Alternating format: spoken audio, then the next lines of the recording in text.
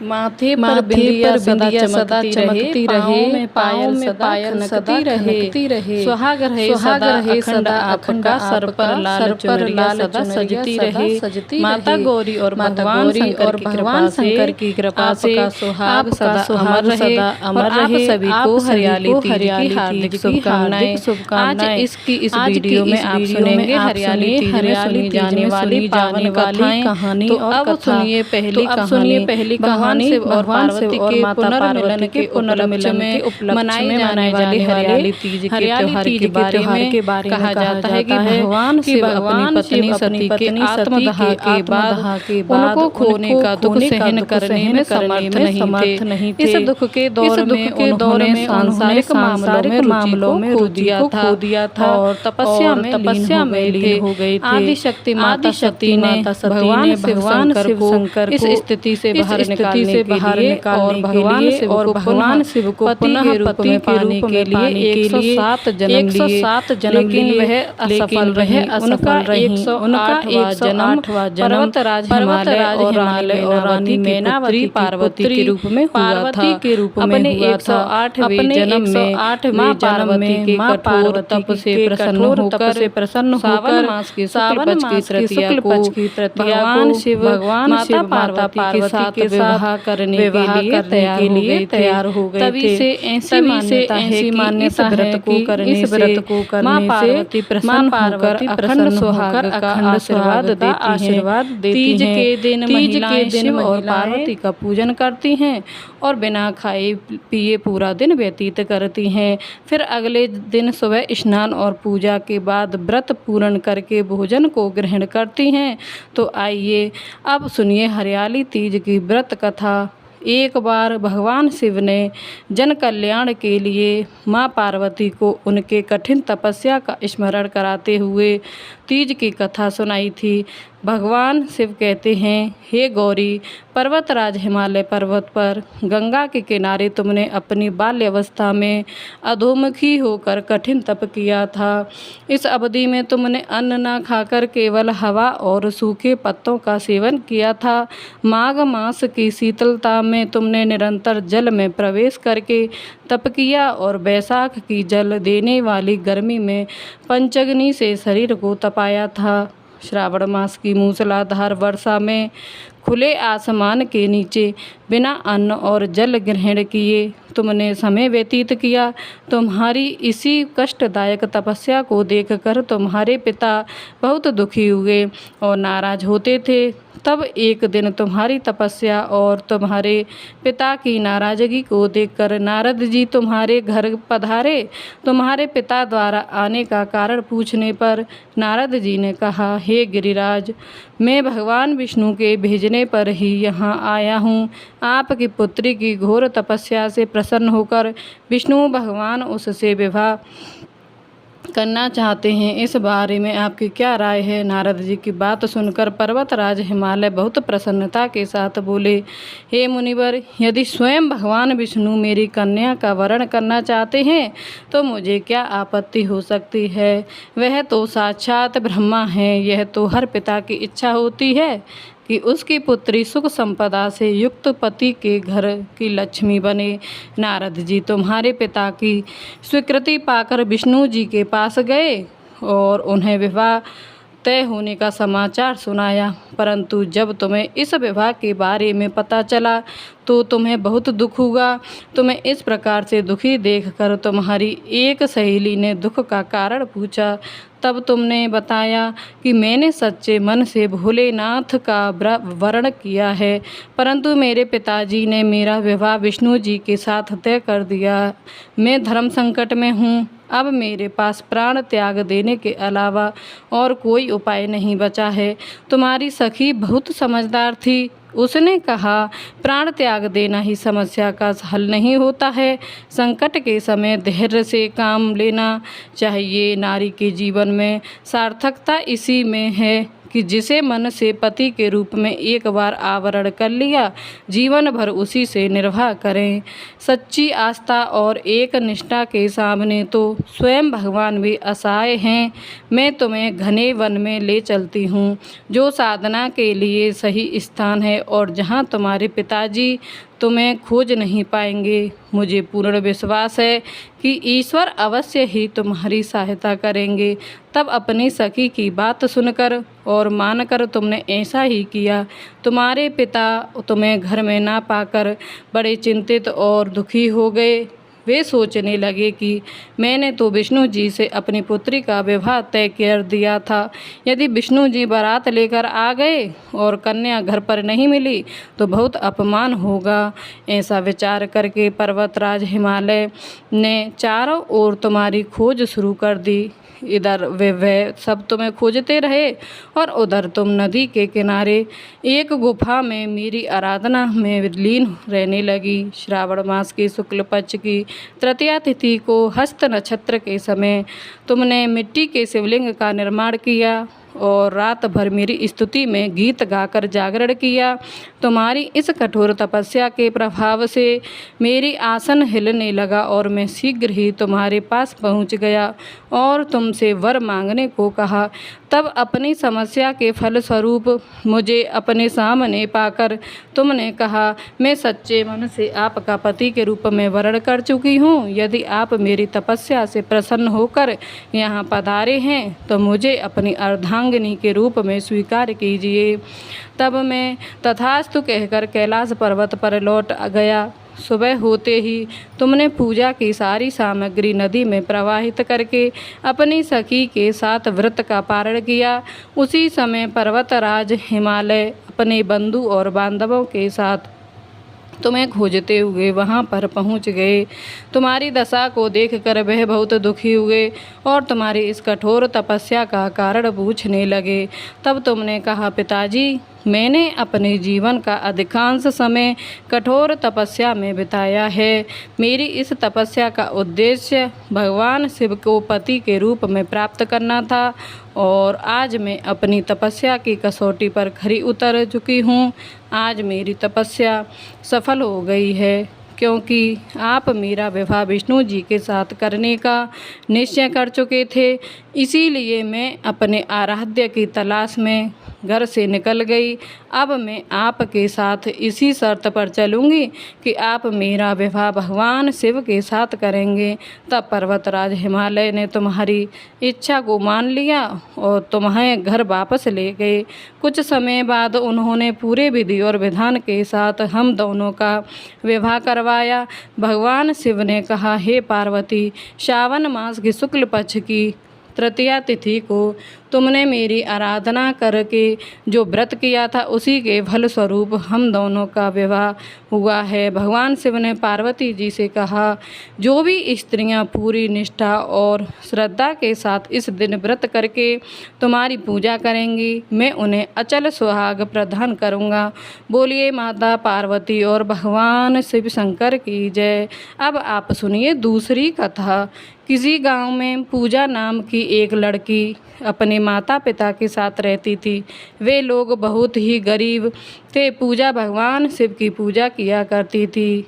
हर सावन के महीने में वो रोज़ मंदिर जाती थी और भगवान शिव का पूजन पाठ किया करती थी। धीरे धीरे पूजा विवाह के योग्य हो गई। पूजा के माता पिता को पूजा की शादी की चिंता होने लगी। वे सोचते कि पता नहीं पूजा का विवाह हम कैसे करेंगे। पूजा को हरियाली तीज का त्यौहार बहुत ही पसंद था। जब हरियाली तीज आती थी तब वह सबके साथ बहुत ही खुशी के साथ उस त्यौहार को मनाती थी। एक दिन पूजा बाजार गई। उसे वहाँ शिवा नाम का एक लड़का मिला, जिसे पूजा देखते ही पसंद आ गई। शिवा बहुत ही अमीर था।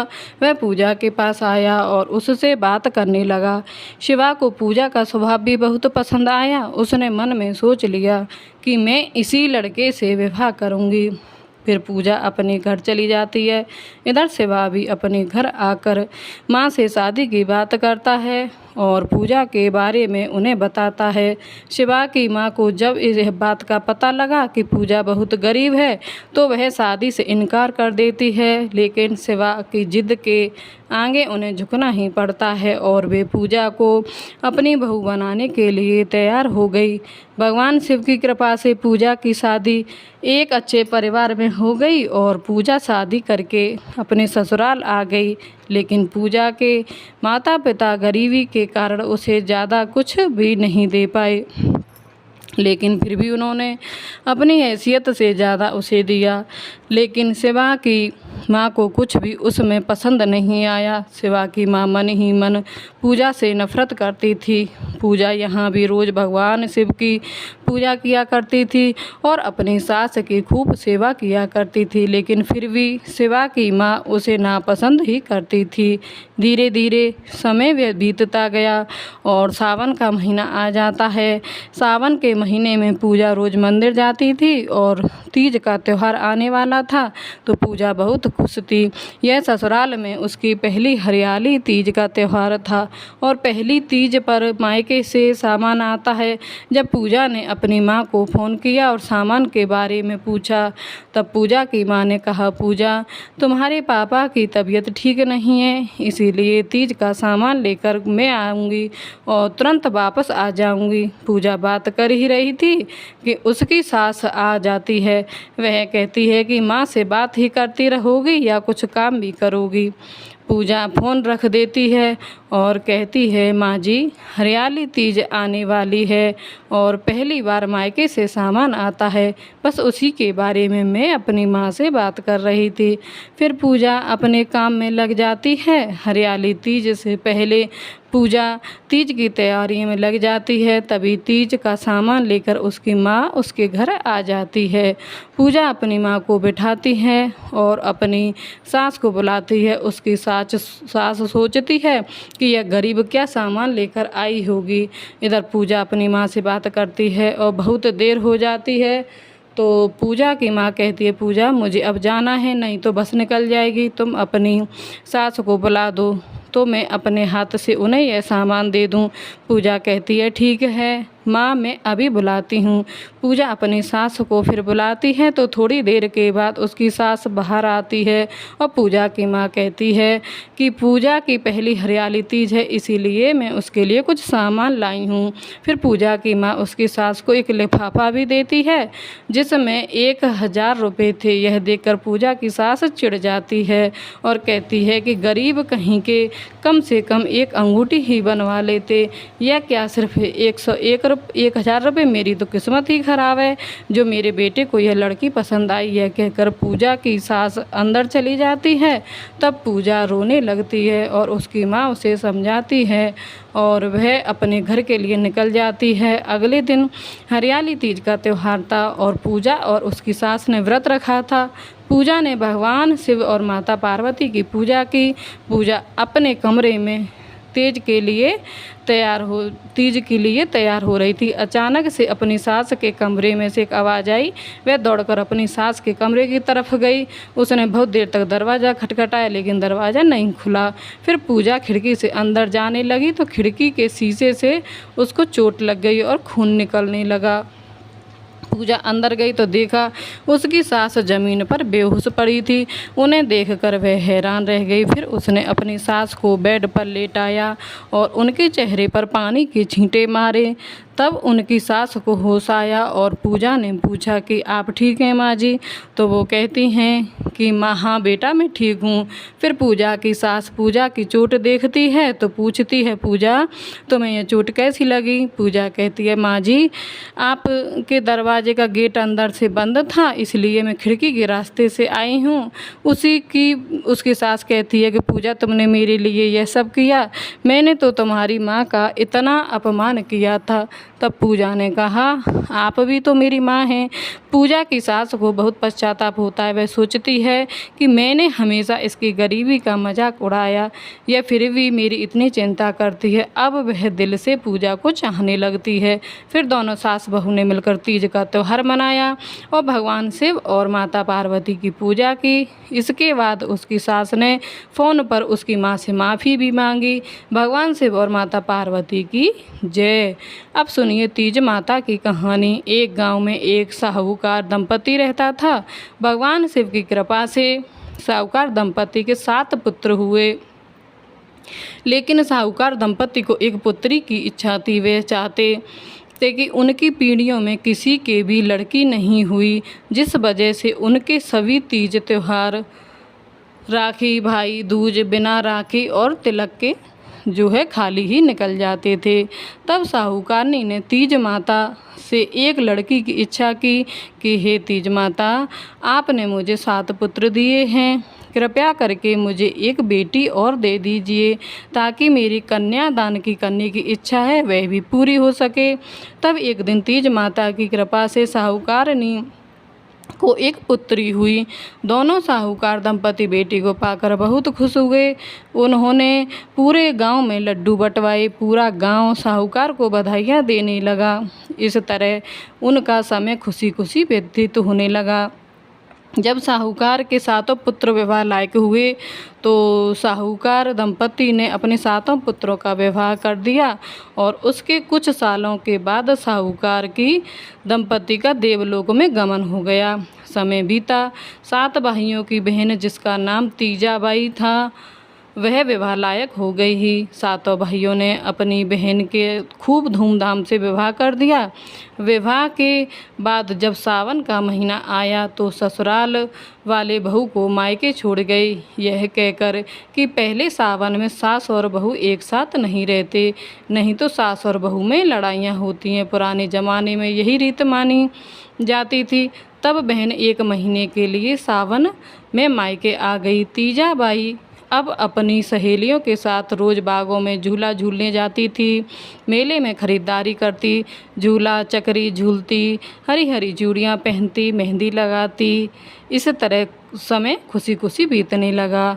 तब एक दिन हरियाली तीज आई तो 7 भाभियों के लिए उनके पति उनके लिए लहरिया, घेवर और सुहाग की पिटारी लेकर आए, लेकिन तीजाबाई के ससुराल से ना लहरिया आया और ना ही घेवर आया और ना ही सुहाग की पिटारी आई। जब तीज वाले दिन 7 भाभियाँ अपनी अपनी लहरिया ओढ़ पहनकर 16 श्रृंगार करके तीज माता की पूजा करके घर आईं तो ननद तीजाबाई अपनी भाभियों से बोली कि भाभियों, मेरे ससुराल से ना तो लहरिया आया है और ना ही घेवर और ना ही सुहाग का कोई सामान आया है। अब मैं क्या ओढ़कर क्या पहनकर तीज माता की पूजन करने जाऊं? तो भाभियाँ कुछ नहीं बोलीं। तब तीजा माई ने अपनी सभी भाभियों से उनका लहरिया पहनने के लिए मांगा तो 6 बड़ी भाभियों ने तो इनकार कर दिया। वे अपने अपने कमरों में चली गईं। तब 7वीं भाभी ने अपनी ननद से कहा कि बाई साहब, मैं एक शर्त पर आपको अपना लहरिया ओढ़ने के लिए दे दूंगी, जब आप मुझे यह वचन दो कि आप मेरे लहरिए को जैसा लोगी वैसा ही लौटाओगी। अगर थोड़ा सा भी मुझे दाग धब्बा दिखाई दिया तो लहरिया का रंग उतरा हुआ दिखाई दिया या कहीं से कटा फटा हुआ दिखाई दिया तो मैं आपके खून से ही उसे रंगवाऊंगी। तो ननद ने कहा कि भाभी आप चिंता मत करो, मैं लहरिए का पूरा ध्यान रखूंगी। उसके बाद ननद ने 7वीं भाभी का लहरिया पहनकर 16 श्रृंगार किया और अपनी सहेलियों के साथ तीज माता का पूजन करने चली गई। पूजा करते समय लहरिए पर कई निशान हो गए। तभी कभी रोली का छींटा लगा तो कभी मेहंदी का हाथ लग गया तो कभी घेवर की चाशनी गिर गई और जहाँ से वे पूजा कर रहे थे वहाँ एक बेरी के पेड़ की झाड़ी थी, उसमें लहरिया उलझ गया तो 1-2 जगह से लहरिया फट गया। जब ननद जी घर आ रही थीं तो बारिश शुरू हो गई। बारिश में लहरिया भीग गया, उसका रंग भी उतर गया। ननद ने जब देखा कि तो वह डरते डरते घर आई और लहरिए को सुखाकर फटी जगह उसने सिल दिया और अच्छे से समेटकर भाभी के कमरे में ले जाकर रख आई। थोड़ी देर बाद सातवीं भाभी ने खुद के लहरिये को देखा तो वह बहुत नाराज हुई। शाम को उसका पति काम से लौटा तो उसने अपनी पत्नी के नाराज होने का कारण पूछा, तो पत्नी ने क्रोधित होते हुए अपने पति को पूरी बात बताई और बोली कि जब तक आप अपनी बहन को मारकर उसके खून से मेरे लहरिये को नहीं रंगेंगे तब तक मैं अन्न जल ग्रहण नहीं करूंगी। पति ने अपनी पत्नी को बहुत समझाया कि वह हमारी एक लाडली बहन है, हमारे माता पिता की चहेती है, हमारी 7 पीढ़ियों में पहली बार हुई है, तीज माता की कृपा से हुई है, तभी तो हमारे माता पिता ने उसका नाम तीजाबाई रखा है। ऐसी निष्ठुर जघन्य पाप मुझसे मत करवाओ। लेकिन उसकी पत्नी नहीं मानी। आखिर हार कर 7वें भाई ने अपने 6 बड़े भाई और भाभियों से छुपकर अपनी बहन को सोते हुए एक बोरी में डालकर रात्रि में ही जंगल में ले गया और वहां ले जाकर उसकी गर्दन काटी और उसके खून से अपनी पत्नी का लहरिया रंगा। फिर बहन की लाश को वहीं बेरी के झाड़ में नीचे गाड़कर घर आ गया। सुबह जब 6 बड़े भाई और भाभियों ने पूछा कि तीजा कहाँ है, तो 7वां भाई और भाभी बोले कि उसका मन नाना नानी के घर जाने को हो रहा था तो हम उसे रात में ही वहाँ छोड़ आए। इसी तरह सावन का 1 महीना बीत गया। ननद के सास ससुर ने सोचा कि अब बहू को घर बुला लेना चाहिए, तो उन्होंने नाई को कहा कि तुम हमारी बहू के मायके जाओ और वहाँ से उसे ले आओ। पुराने ज़माने में नाई और नायन ही जाया करती थीं। तब नाई बहू के मायके की ओर चल पड़ा। बीच रास्ते में जंगल आया, तभी वह उस बेरी के झाड़ के पास थोड़ी देर के लिए बैठ गया। तभी नाई को बेरी की झाड़ में बहुत मीठे मीठे रसीले बेर नजर आए। जैसे ही नाई बेर तोड़ने लगा तो उसमें से आवाज़ आई कि मेरी बेरी के बेर मत तोड़ो, भाई ने पाप किया, मेरी गर्दन काटी, भाभी का लहरिया मेरे खून से रंगा। यह सुनकर नाई डर गया और भागकर सीधा बहू के मायके में ही जाकर रुका। उसने वहां जाकर कहा कि बहू को लेने आया हूं, आप बहू को मेरे साथ भेज दिए। तो बड़ा भाई बोला कि हमारी बहन तो ननिहाल गई हुई है, कुछ दिन बाद आकर ले जाना। तो नाई घर लौट आया और आकर सारी बात बताई। उसकी कुछ दिनों बाद ससुर ने अपने छोटे बेटे को अपनी भाभी को लेने के लिए उसके मायके भेजा। देवर अपनी भाभी को लेने के लिए उसके मायके की ओर चल पड़ा। रास्ते में जंगल आया, वहीं बेरी का झाड़ आया। देवर भी उस बेरी के झाड़ के नीचे थोड़ी देर के लिए बैठ गया। उसे जब मीठे मीठे रसीले लाल बेर दिखाई दिए तो वह बेर खाने के लिए तोड़ने लगा। तो उसमें से भी आवाज़ आई कि देवर जी मेरे फल मत तोड़ना, भाई ने पाप किया, मेरी गर्दन काटी, भाभी का लहरिया मेरे खून से रंगा। देवर ने सुना तो वह डर गया कि जरूर यहाँ कोई भूतनी का वास है। वह जल्दी जल्दी वहाँ से भाभी के घर पहुँचा। वहाँ जाकर बोला कि भाभी को लेने आया हूँ, उन्हें मेरे साथ भेज दीजिएगा, मेरे माता पिता ने मुझे उन्हें लाने के लिए भेजा है। तो फिर से भाइयों ने कहा कि हमारी बहन तो ननिहाल गई है, आप कुछ दिनों के बाद आकर ले जाना। देवर भी वापस खाली हाथ चला गया। उसने भी जाकर सारी बात बताई। उसके बाद नंदोई आया, वह भी खाली हाथ चला गया। अंत में तीजा का पति खुद लेने आया। वह भी उस जंगल में गया और वह भी उस बेरी के झाड़ के नीचे सुस्ताने लगा और बैठा। तो उसने भी बेर खाने की इच्छा से बेरी तोड़ना चाहा। तभी आवाज़ आई कि हे स्वामी, मेरी बेरी के बेर मत तोड़ना, भाई ने पाप किया, मेरी गर्दन काटी और भाभी का लहरिया मेरे खून से रंगा। जब उसके पति ने सुना तो वह मन ही मन सोचने लगा कि यह आवाज़ तो मेरी पत्नी की है। उसने चारों तरफ देखा लेकिन उसे कोई भी दिखाई नहीं दिया। तब उसने बेरी के झाड़ को हिला हिलाकर जड़ से ही उखाड़ दिया। तभी तीज माता की कृपा से उसके नीचे एक बहुत सुंदर कंचन जैसी काया वाली एक लड़की, लाल लहरिया ओढ़े हुए, सोने चांदी के गहने पहने एक नवयुवती निकली। वह उसकी पत्नी जैसी दिखाई दे रही थी। तो पति ने पूछा कि तुम यहाँ गड्ढे में क्यों और कैसे आई हो? तो तीजाबाई ने अपने पति को पूरी बात बताई कि आपने तीज के दिन मेरे लिए लहरिया और घेवर और सुहाग का सामान नहीं भेजा, तो मैंने अपनी भाभियों से उनका लहरिया तीज माता के पूजन करने के लिए थोड़ी देर के लिए पहनने को मांगा तो 6 बड़ी भाभियों ने तो साफ इनकार कर दिया, लेकिन 7वीं भाभी ने मेरे साथ एक शर्त रख दी और मेरी 7वीं भाभी बोली कि अगर मेरा लहरिया खराब हुआ तो मैं तुम्हारे खून से ही लहरिया रंगवाऊंगी। तो मुझे भाभी का लहरिया खराब हो गया तो भाभी के कहने पर भाई ने यहाँ लाकर मेरी गर्दन काटी, मेरे खून से भाभी के लहरिये को रंगा। पूरी सच्चाई मालूम होने के बाद पति ने अपनी पत्नी से तेज चलने वाले दिन लहरिया ना भेजने पर माफ़ी मांगी। फिर पत्नी को लेकर उसके मायके पहुंच गया और पत्नी को घर के बाहर ही खड़ा कर दिया, स्वयं भीतर गया। उसने अपने 7 सालों और उनकी पत्नियों से कहा कि मैं अपनी पत्नी को लेने आया हूं, आज मैं उसको लेकर ही जाऊंगा। आपने पूरा 1 साल लगा दिया कि थोड़े दिन बाद आकर ले जाना। अब या तो आप मुझे पूरी सच्चाई बताएं कि मेरी पत्नी कहाँ है, नहीं तो मैं राजा के पास जाकर कहूँगा कि अब राजा जी ही फैसला करेंगे। यह सुनकर 7वां भाई और भाभी डर गए, उनके धैर्य का बांध टूट गया। उन्होंने रोते रोते पूरी बात बताई और अपनी गलती की माफ़ी मांगी। जब 6 बड़े भाई और भाभियों को पता चला तो वे भी उन्हें बहुत बुरा भला कहने लगे। तभी उनकी बहन बाहर से भीतर आई और बोली कि मेरी जान तो तीज माता ने बचाई है। फिर वह अपने भाई और भाभी से बोली कि कभी अगर ननद कोई गलती कर दे तो उसे इतनी कठोर सज़ा ना दें और किसी भी सुहागन को उसके ससुराल वाले तीज के दिन घेवर, लहरिया या सुहाग के पिटारी भिजवाना ना भूलें और कोई भी सुहागन महिला कभी किसी का लहरिया पहनकर तीज माता की पूजन ना करे। हे तीज माता, जैसे आपने 7 भाइयों की बहन की रक्षा की वैसे ही सबकी रक्षा करना। कहानी कहने वाले, कहानी सुनने वाले और हुंकारा भरने वाले को आप अखंड सौभाग्य की प्राप्ति देना। अब सुनिए विनायक जी की कहानी। एक बार गणेश जी एक छोटे बालक के रूप में चुटकी में चावल और चम्मच में दूध लेकर निकले। वे हर किसी से कह रहे थे कि कोई मेरी खीर बना दो, कोई मेरी खीर बना दो। एक बुढ़िया माई बैठी हुई थी, उसने कहा ला मैं बना दूंगी। छोटा सा बालक बर्तन चढ़ाने लगा।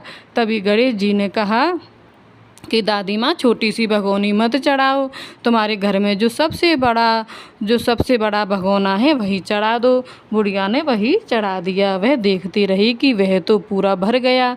गणेश जी ने कहा दादी माँ मैं नहा कर आता हूँ। खीर तैयार हो गई तो बुढ़िया पोते पोतियों के खीर खाने के लिए रोने लगे। बुढ़िया ने कहा गणेश जी आपको भोग लगाना बहुत ज़रूरी है। यह कहकर चूल्हे में थोड़ी सी खीर डाली और कटोरे भरकर बच्चों को दे दी। पड़ोसिन देख रही थी। बुढ़िया ने सोचा यह चुगली खा लेगी, सो कटोरा भरकर उसे भी पकड़ा दिया। बेटे की बहू ने चुपके से एक कटोरा खीर खाई और कटोरा चक्की के नीचे जो है छुपा दिया। अब गणेश जी भी नहीं आए। बुढ़िया को बहुत भूख लग रही थी। एक कटोरा खीर का भरकर किवाड़ के पीछे बैठकर एक बार फिर कहा जय गणेश जी आप भोग लगाना और खाना शुरू कर दिया। तभी वहाँ गणेश जी आ गए। बुढ़िया ने कहा आजा रे गणेशया खीर खा ले, मैं तो तेरी ही राह देख रही थी। तब गणेश जी ने कहा दादी माँ मैंने तो खीर खा ली। बुढ़िया माँ ने कहा कब खाई? गणेश जी ने कहा जब तेरे पोता पोती ने खाई तब खाई, जब तेरी पड़ोसन ने खाई तब खाई, और जब तेरी बहू ने खाई तब खाई, और जब तूने खाई तो पेट पूरा ही भर गया। बुढ़िया ने कहा बेटा और सारी बात तो सच है, पर बहू बेचारी का तो नाम मत लो, वो तो सुबह से काम में लग रही है। उसने खीर कब खाई? तो गणेश जी ने कहा चाकी के नीचे देख झूठा कटोरा पड़ा है, तूने तो मेरे भोग तो लगाया, वो तो वैसे ही खा गई। बुढ़िया ने कहा बेटा घर की बात है, घर में ही रहने दो, बता बची हुई खीर का क्या करूं? तो गणेश जी ने कहा नगरी जमा दे, लोगों को न्योता दे दिया। तो सब हंसने लगे, बोले कल तो खाने का पता नहीं था, आज नगरी जमाएंगे। फिर भी लोग आए और ठाट से जी में नगरी जमा दी। तब भी वो भगोना पूरा का पूरा भरा ही हुआ था। राजा को पता लगा तो बुढ़िया को बुलाया और कहा, क्यों बुढ़िया, ऐसा भगोना तेरे घर अच्छा लगे या हमारे घर? तो बुढ़िया ने कहा, राजा जी आप ले लो। राजा जी ने खीर का जो भगोना है वह महल में मंगा लिया। लाते ही खीर में कीड़े मकोड़े बिच्छू हो गए और दुर्गंध आने लगी। तो राजा ने कहा, बुढ़िया यह भगोना वापस ले जा, तुझे हमने दिया। तो बुढ़िया ने कहा, राजा जी आप देते हो तो पहले भी कभी देते, यह भगोना तो मुझे मेरे गणेश जी ने दिया है। बुढ़िया ने भगोना वापस लिया, लेते ही सुगंधित खीर हो गई। और आकर बुढ़िया ने गणेश जी से पूछा, बची हुई खीर का क्या करूं? तब गणेश जी ने कहा, झोंपड़ी के कोने में गड्ढा खोद कर गाड़ दे, उसी जगह सुबह उठकर वापस खोदेगी तो धन के 2 घड़े मिलेंगे। ऐसा कहकर गणेश जी अंतर्ध्यान हो गए। जाते समय झोंपड़ी की लात मारते गए तो झोंपड़ी के स्थान पर महल हो गया। सुबह बहू ने फावड़ा लेकर पूरे घर को खोद दिया तो कुछ भी नहीं मिला। बहू ने कहा, सासू जी थारो गणेश जी तो झूठो है। सासू जी ने कहा, बहू हमारा गणेश जी झूठो तो नहीं है, ला मैं देखूं।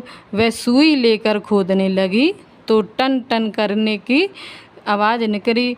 तो बहू ने कहा, सासू जी गणेश जी तो सांचो ही है।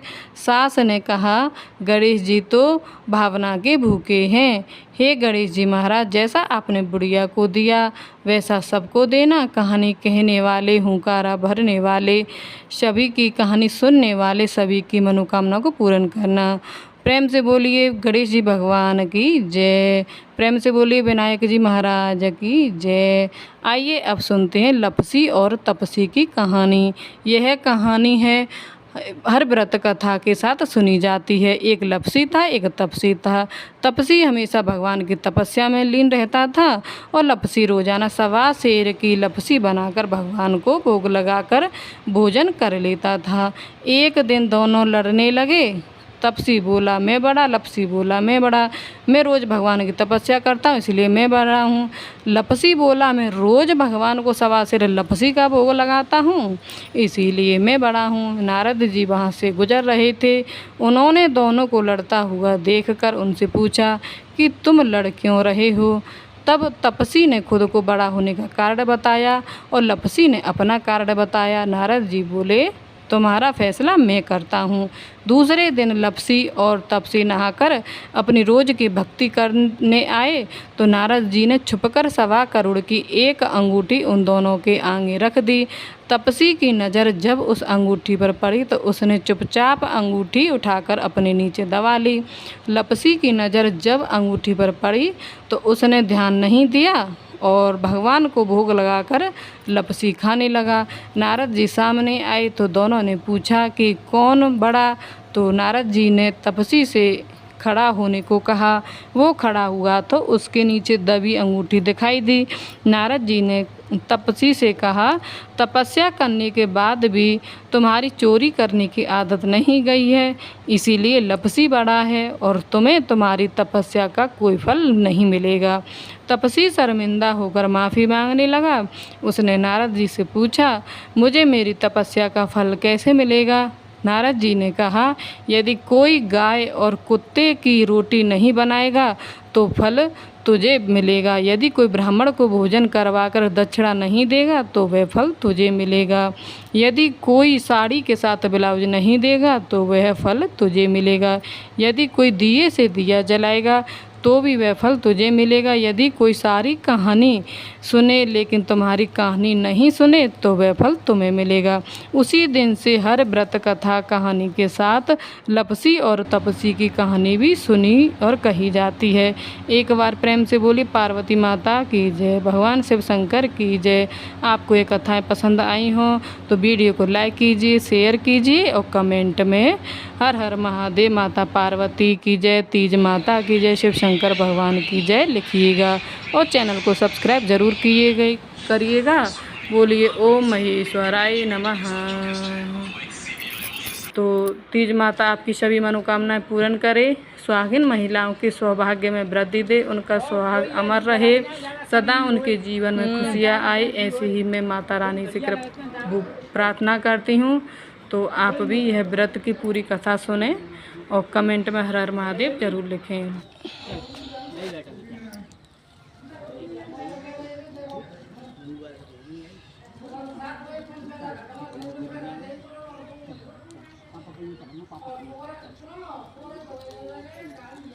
चलो बेटा चलो अब भाई जगह